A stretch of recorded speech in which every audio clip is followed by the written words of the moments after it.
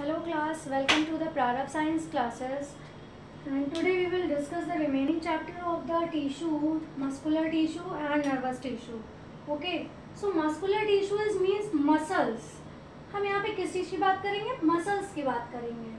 Muscles of the body are made of muscle cells. जो muscles हमारी बनी होती हैं वो हमारी मसल सेल्स से मिलके बनी होती हैं, और इसमें क्या होते हैं, मसल सेल्स के साथ साथ मस्कुलर टिश्यूज भी होते हैं.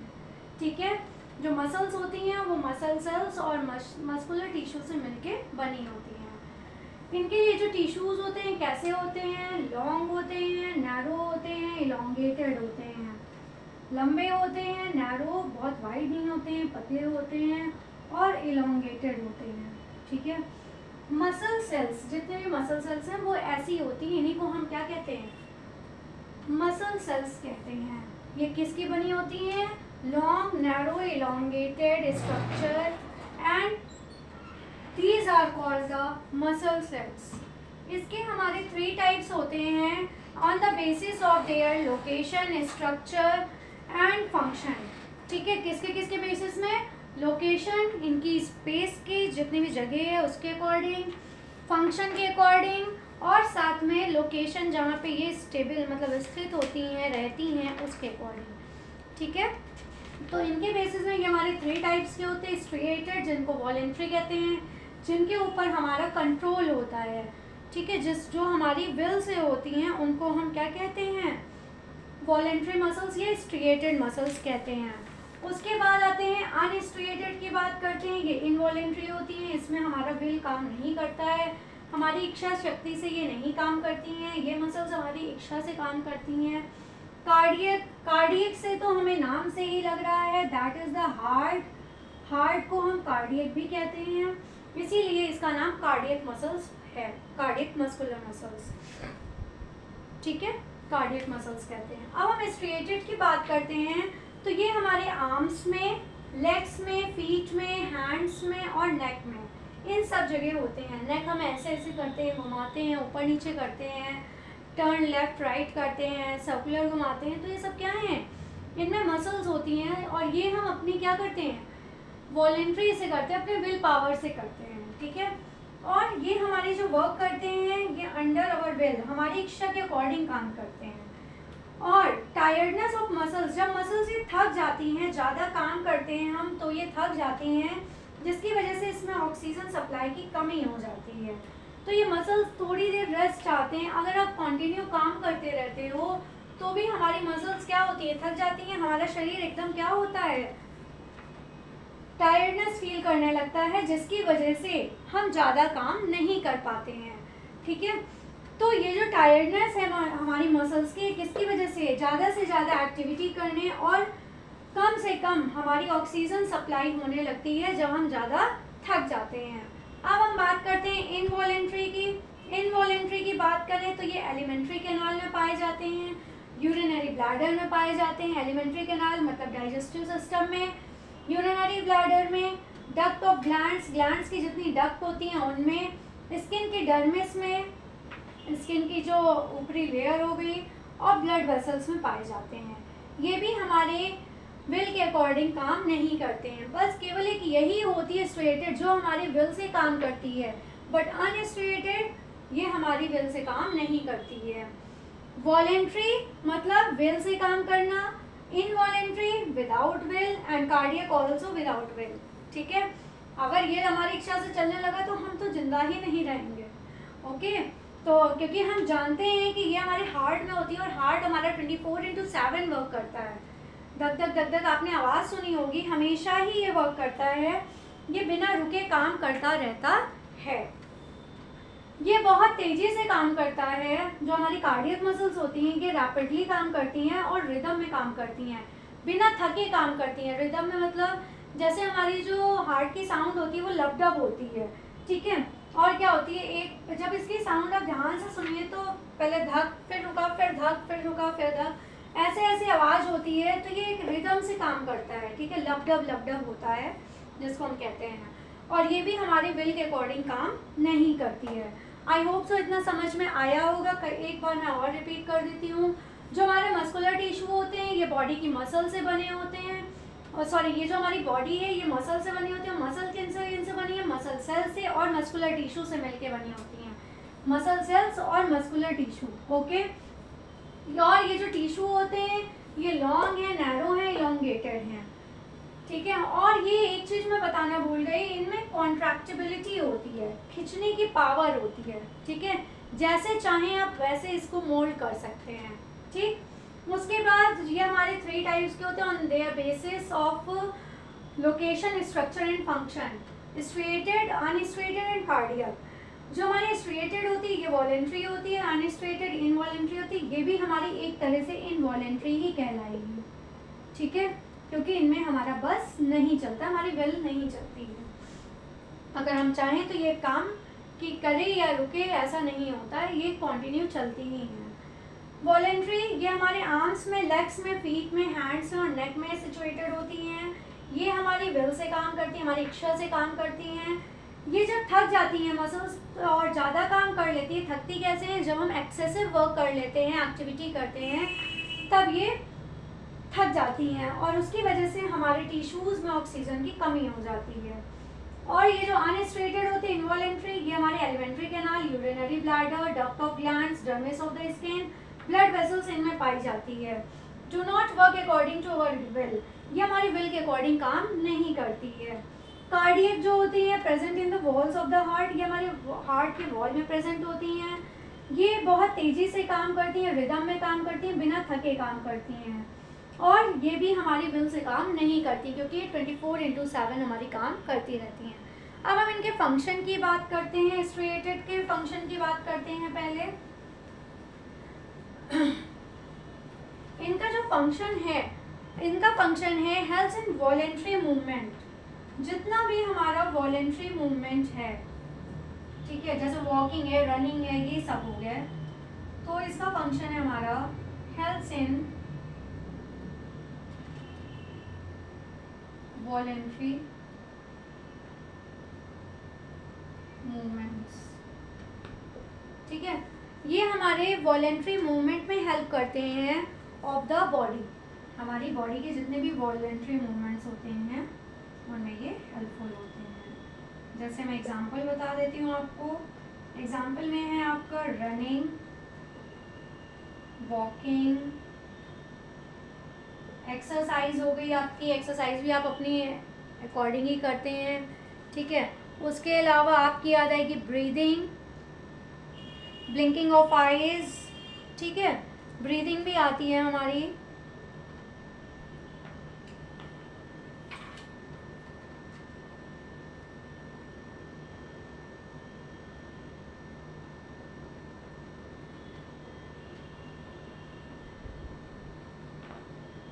ओके, अब हम नेक्स्ट बात करते हैं अनस्ट्रिएटेड के फंक्शन की। ये हमारी एलिमेंट्री में पेरिस्टालसिस का काम करती है, एलिमेंट्री कैनाल में और हमारी स्किन के डर्मिस में, यूरिनरी ब्लैडर में, इन सब पे पाई जाती है, तो ये वर्क तो करती है ना। अब हम इसके फंक्शन की बात करते हैं।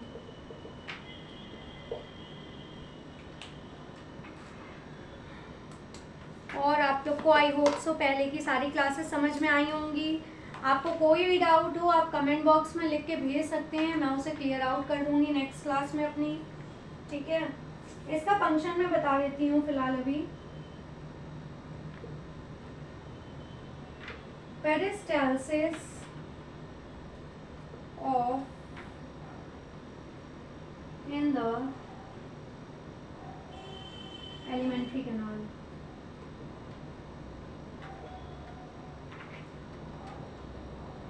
ये पेरिस्टालसिस का काम करती है हमारी एलिमेंट्री कैनाल में और हेल्प करती है एक्सपेल होने में, बढ़ने में, helps to expel the contents of urinary bladder.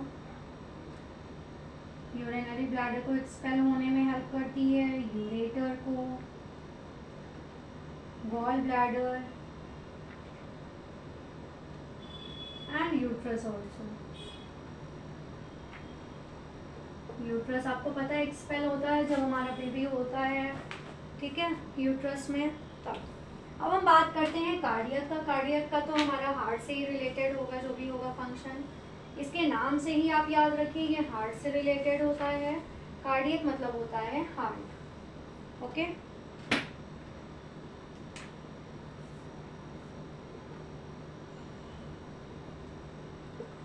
इसके फंक्शन की बात करते हैं।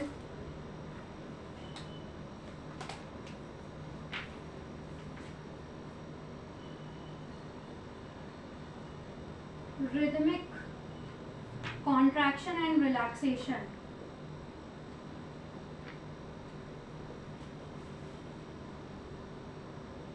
ठीक है, लगातार इसमें कॉन्ट्रैक्शन और रिलैक्सेशन रिदम से होता रहता है हमारी कार्डियक मसल्स में। ओके,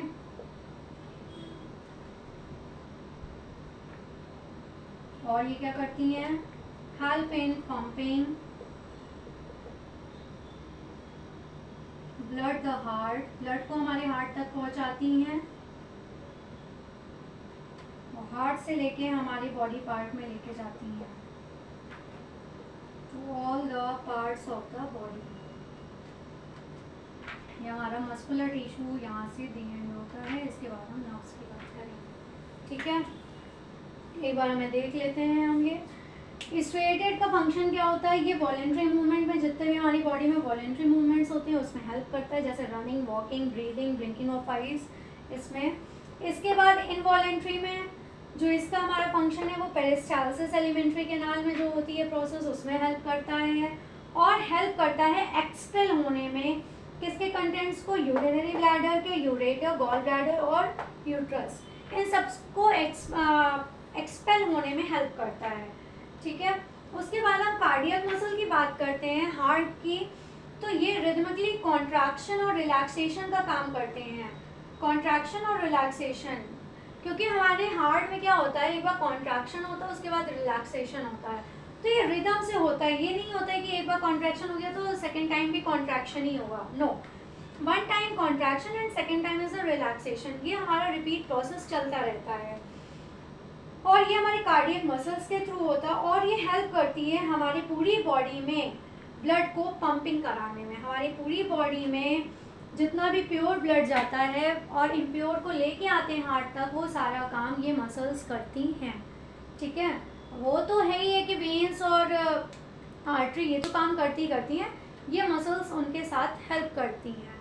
ठीक है, अब हम इसके साथ नेक्स्ट टॉपिक डिस्कस करते हैं आपका nervous tissue. Okay, muscular tissue is the finish. अब हम चल रहे हैं इस चैप्टर के एंड में, नर्वस टिश्यू पढ़ेंगे। उसके बाद हम एक बार डिफरेंस पढ़ेंगे, difference between the plant tissue and the animal tissue. ये बहुत इम्पॉर्टेंट है और ये ज़रूर पूछा जाता है, डिफरेंस। ओके, तो इसको ध्यान से देखिएगा।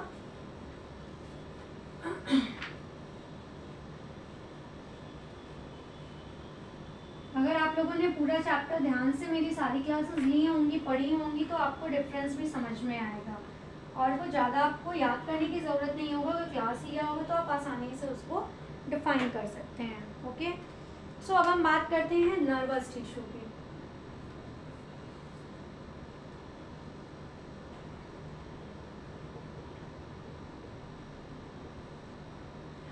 नर्वस टिश्यू, जो हमारा नर्वस टिश्यू होता है, ये नर्व्स की बात करते हैं हम इसमें। ठीक है, इसमें नर्वस टिश्यू में हमारा पूरी सारी नर्व्स आती हैं। हमारी जो हमारे ब्रेन में होती हैं, हमारे स्पाइनल कॉर्ड में होती हैं, ये सारी हमारी नर्वस टिश्यूज़ होते हैं जो हमारी पूरी बॉडी में ऐसे तो फैले होते हैं, स्प्रेड होते हैं पूरी बॉडी में, लेकिन जो मेन इसकी लोकेशन है वो हमारी ब्रेन है, स्पाइनल कॉर्ड है। ठीक है, जैसे ही हम कोई चीज़ गर्म या ठंडी छूते हैं तो हमें ये नर्व्स ही बताती हैं। ठीक है, तो हम पहले इसकी लोकेशन जानते हैं। Located in the brain, brain बताया मैंने, स्पाइनल कॉर्ड बताया,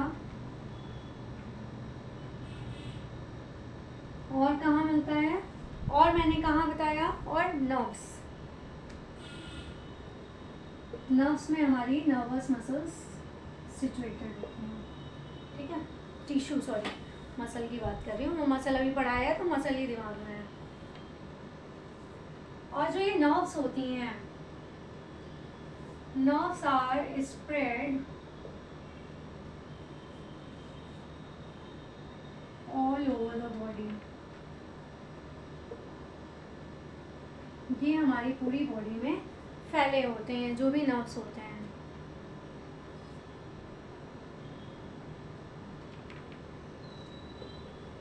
न्यूरॉन कहें या नर्व सेल्स कहें, neuron and the nerve cells, ये जो हमारी नर्व सेल्स होती हैं ये स्ट्रक्चरल और फंक्शनल यूनिट होती हैं।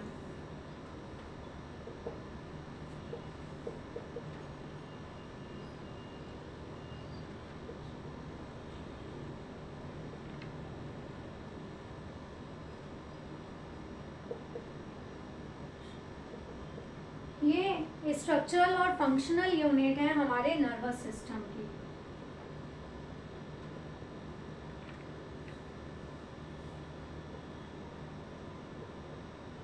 ठीक है, अब हम इसकी नेक्स्ट बात करते हैं। पहले मैं आपको नोट्स दे देती हूँ, फिर एक बार आपको रिवाइज करवा दूंगी।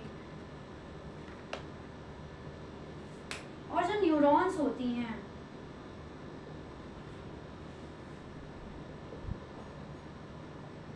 सबसे लॉन्गेस्ट सेल होती है हमारी बॉडी की, ठीक है, क्योंकि ये हमारे ब्रेन से समझिए लेग तक पूरी पहुंची होती है, इसलिए ये लॉन्गेस्ट होती है। और इसमें क्या क्या होते हैं, सेल बॉडी होती है, इसका मैं डायग्राम भी आपको बता दूंगी।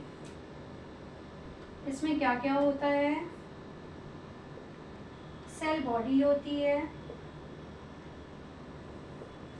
एक्सॉन होता है और डेंड्राइट्स होते हैं, इसको हम डेंड्रॉन्स भी कहते हैं, ठीक है।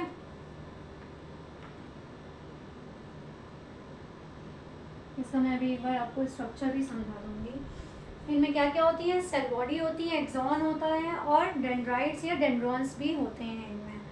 अब हम इनकी बात करते हैं कि सेल बॉडी क्या होता है। सेल बॉडी में क्या क्या होता है, cell body consist the cytoplasm, इसमें साइटोप्लाज्म होता है, ठीक है। साइटोप्लाज्म हमारा लिक्विड होता है जो सेल्स में पाया जाता है, और एक बड़ा सा न्यूक्लियस होता है,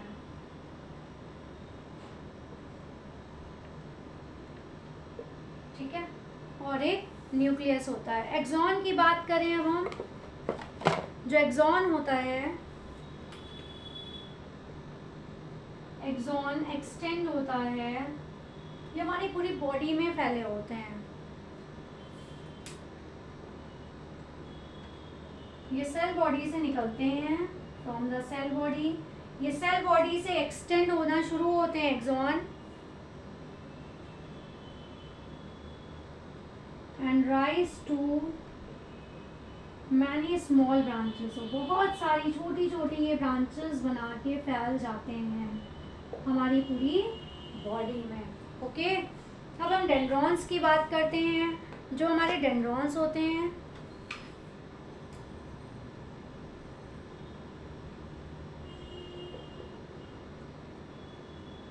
जो डेंड्रॉन्स हमारे फैले होते हैं, ये हमारे एक्सटेंड होते हैं फ्रॉम द न्यूरॉन। कहाँ से पहले होते हैं, न्यूरॉन से। न्यूरॉन से लेके ये निकले होते हैं और कहाँ तक जाते हैं, सेल बॉडी से, और रिसीव करते हैं message, neuron cell body and receives message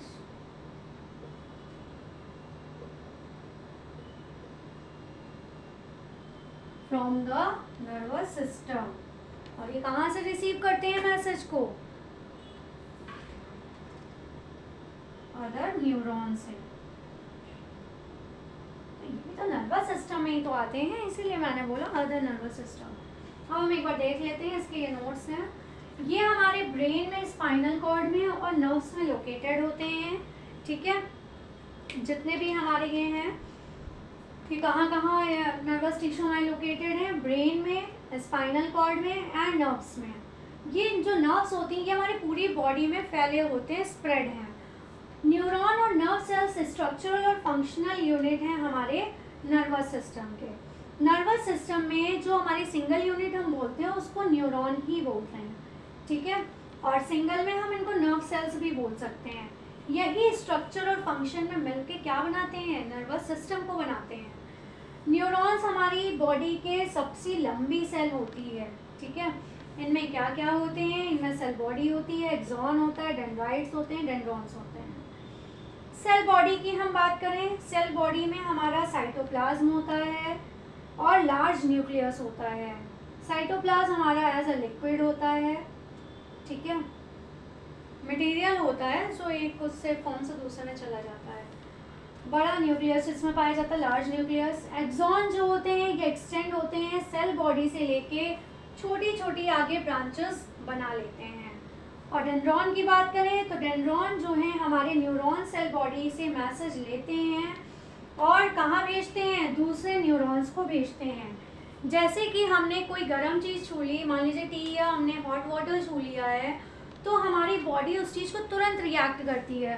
तो वो जो हमारी नर्व्स होती हैं वो हमारे ब्रेन को तुरंत क्लिक कराती हैं कि आपने कुछ हीट छुआ है, हॉट छुआ है, जिसकी वजह से आपको अपना हाथ वहाँ से हटाना होगा। लेकिन ये जो मैसेज होता है जाने आने का, ये कुछ सेकंड्स भी नहीं लगते हैं और जैसे ही हम गर्म छूते हैं वैसे ही अपना हाथ वहाँ से हटा लेते हैं। तो ये बहुत कम समय में बहुत तेज़ी से काम करते हैं, ठीक है। अब हम इसके डायग्राम आपको एक बार समझा देते हैं, बाकी इसके बाद खाली एक डिफरेंस बचा है और कुछ में इम्पोर्टेंट नोट्स 2 और 4 नोट्स हैं इसमें, वो मैं दे दूँगी आपको। देख लीजिए एक बार डायग्राम आप इसका, तो आपको प्रॉपर समझ में आ जाएगा एक्सॉन कहाँ होता है, न्यूरॉन कहाँ होता है, ठीक है।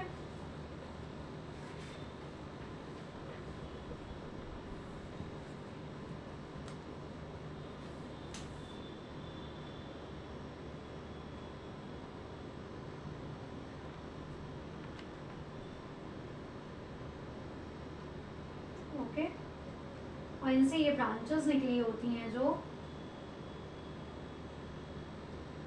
इनसे ये जुड़े होते हैं, मतलब यहाँ से ये गैपिंग होती है।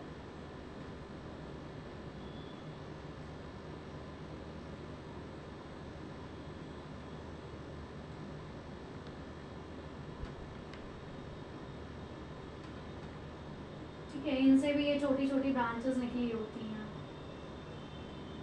ठीक है। ये पूरे में ऐसे ही यहाँ यहाँ जहाँ जहाँ से ये निकले होंगे।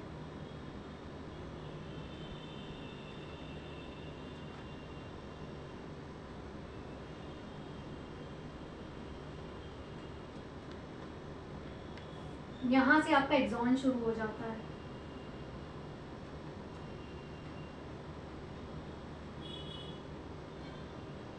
अलग अलग से ज्वाइंट होते हैं।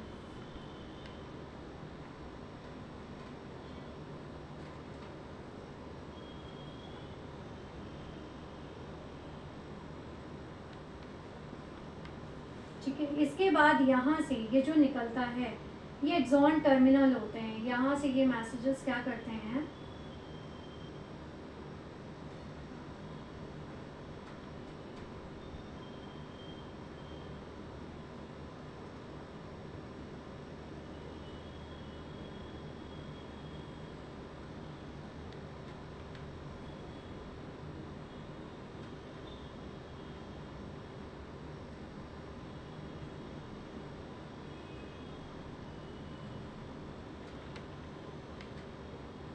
ठीक है।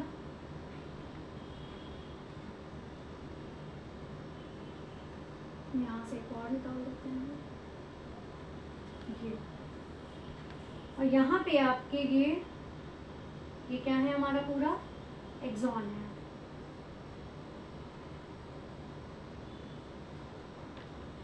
ये पूरा हमारा कहलाता है एक्सॉन, ठीक है। ये हमारा कहलाता है सारे एक्सॉन टर्मिनल।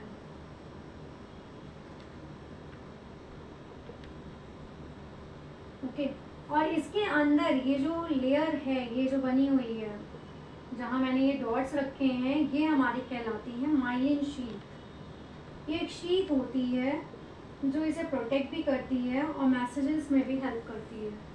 यहाँ पे ऐसे ही और निकल जाएंगे ये।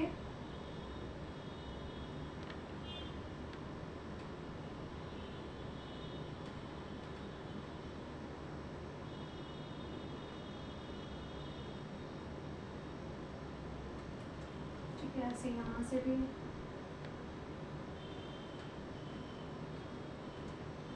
और यहाँ पे एक न्यूक्लियस होता है जो मैंने बताया था कि लार्ज न्यूक्लियस होता है। ठीक है, ये हमारा न्यूक्लियस हो गया। ये हमारी सेल बॉडी होती है जिसके अंदर न्यूक्लियस होता है। ठीक है, ये जो हमारे हैं जो हमने बनाए हैं इनको हम डेंड्रॉन्स या डेंड्राइट कहते हैं या डेंड्राइट्स। ठीक है, तो ये हमारा इसका डायग्राम है, मैं आपको बता देती हूँ। ये हमारा एक नर्व सेल है जिसमें अंदर ये हमारी सेल बॉडी है, इसके अंदर न्यूक्लियस है जैसा मैंने आपको बताया था। ये डेंड्रॉन्स होते हैं, ये मैसेजेस को लेते हैं और यहाँ तक ये पहुँचाते हैं। ये इसमें माइलिन शीट होती है, पूरा एक्सॉन है और ये हमारा एक्सॉन टर्मिनल है जहाँ पे ये एक्सॉन फिनिश होता है। ठीक है, so thank you class and have a nice day and please like share subscribe my channel.